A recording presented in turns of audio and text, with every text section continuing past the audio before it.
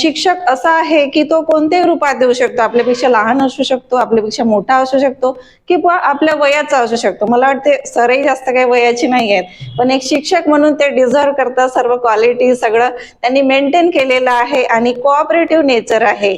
मी तर मला वाटते मी दिवाळीच्या पूर्वी त्यांना फीस पे केली होती, पण काही कारणास्तव मी कंटिन्यू करू शकली नाही. त्यांनी मला 2दा फोन केला, मॅडम कंटिन्यू कधी करता, कंटिन्यू कधी करता.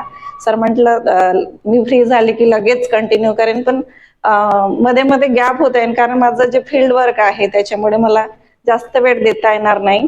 आणि खरंच सगळ्यांसाठी खूप म्हणजे ही अपॉर्च्युनिटी आहे की तुम्ही स्वतःला डेव्हलप करा, मागे पडू नका. कुठल्याही स्पर्धेमध्ये टिकायचं आहे.